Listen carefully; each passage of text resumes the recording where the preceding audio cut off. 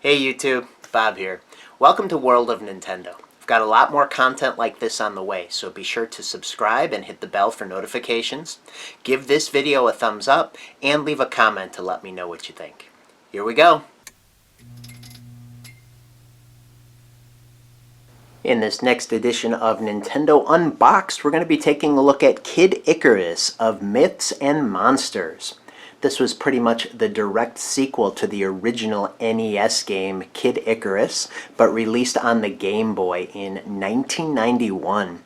And that would be the last release that we would see of Kid Icarus until Kid Icarus Uprising for the Nintendo 3DS. And of course, since then, Pit has been a very popular character in Smash Brothers as well. But this is the second game in that series. So we've got some nice game illustration here. That's usually what they tended to do for the Game Boy games. Instead of showing the screen pixel art like they did with the NES games, they would go for the illustrations, most likely because the Game Boy games were in black and white. But we've got the Game Boy branding along the left-hand side here, and then the official Game Boy Game Pack logo there. But the Kid Icarus of Myths and Monsters branding would continue on all three of the other panels here. And on the back, we're going to see the kind of plain design motif, just a solid background color, 2 screenshots, and then the synopsis. So a light-hearted adventure with mythical challenges. All of Angel Land is up to its halos and woes. Mythical monsters are running rampant, and Pit, the original Kid Icarus, must save the realm again. Armed with his trusty bow, he'll zap the bad guys and find the 3 magical treasures hidden by Palutena. Only after this grueling training will he be strong enough to take on the dark forces behind Angel Land's troubles. Pit will encounter old friends and new enemies, from helpful centurions to the dreaded eggplant wizard, as he journeys from the depths of the underworld to the towers of the Sky Palace. Find hammers to shatter special walls and reveal helpful items. Collect hearts by fighting off Pit's foes. Train hard and battle harder. Pit's challenges make the labors of Hercules look like a walk in the park. So that is Kid Icarus of Myths and Monsters. Let's take a look and see what we have in the package here. Pretty standard fare for a Game Boy game. We've got the cartridge in a little protective baggie, and then again in its hard plastic protective case where you have to push on the little release tab here to get it to open, and then you usually dump the cartridge out into your other hand. So there's the game cartridge. And you usually got your instruction manual, Nintendo Power subscription, and a poster. So let's see what this poster has to offer. Ooh, awesome.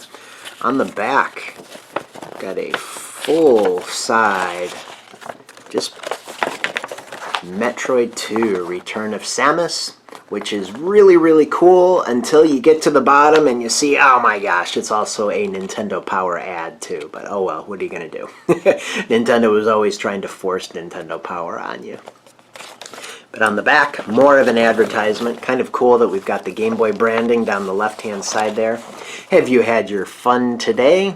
Got several of the first-party Nintendo games that were popular at the time, along with some hardware accessories in the form of a hit pack for carrying around your Game Boy and games, the multiplayer adapter, and then the battery pack, so you could play it for longer periods of time while on the go.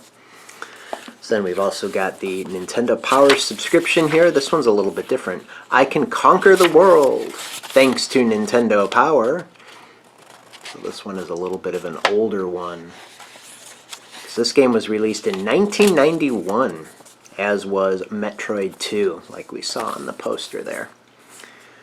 So taking a look at the manual here, pretty simple presentation like usual with Game Boy. Get a solid color in the background and then kind of a monochromatic inside, usually with a red color.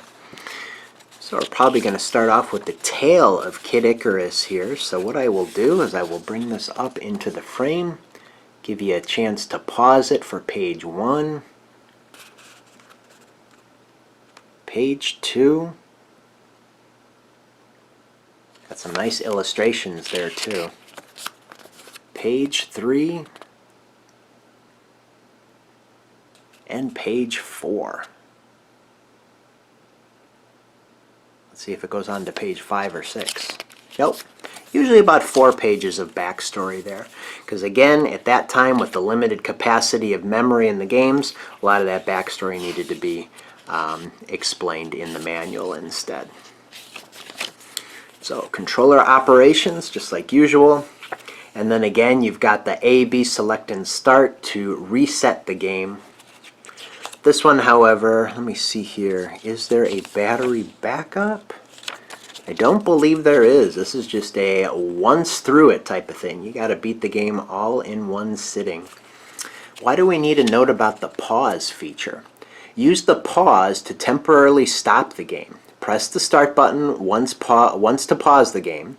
While paused, you can use the control pad to scroll around the area surrounding the display.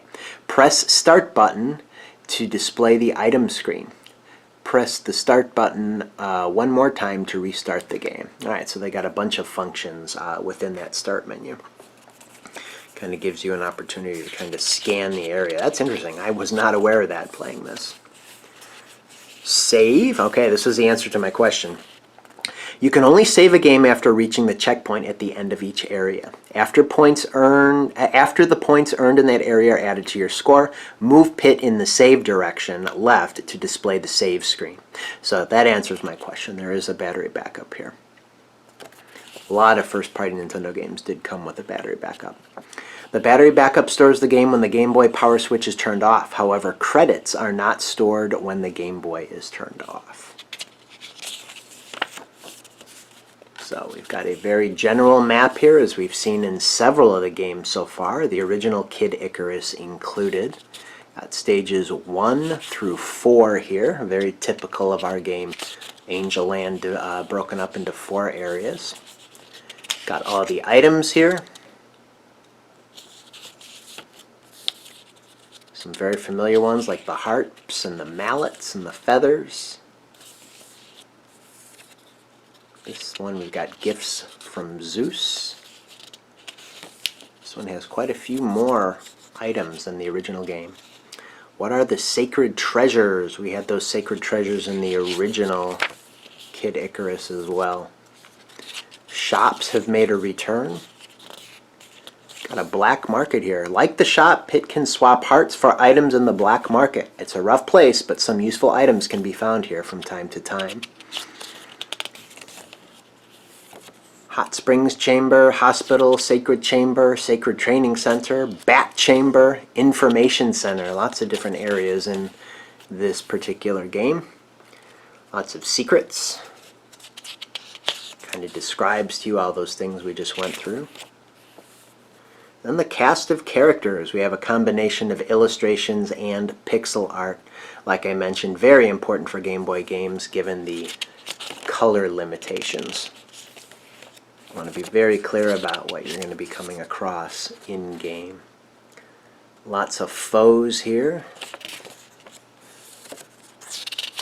All kind of classified by the different stages that you will find them in. Stages 1 through 4, and then the fortress. And then at the end, Amazing Pit. Can you train hard enough to allow Pit to wear the 3 sacred treasures, become the Amazing Pit, and defeat the oncoming Orcos invasion? Well, that is up to you in Kid Icarus of Myths and Monsters. So that's all for this unboxing. I hope you enjoyed it. Stay tuned to the Nintendo Unboxed playlist for more additions to that series, as well as some of the other series that I have in my playlist on World of Nintendo. But until my next one, take care. Not so fast there, Pit. As I was boxing things back up, I noticed lurking inside the box was something I had missed. What is this?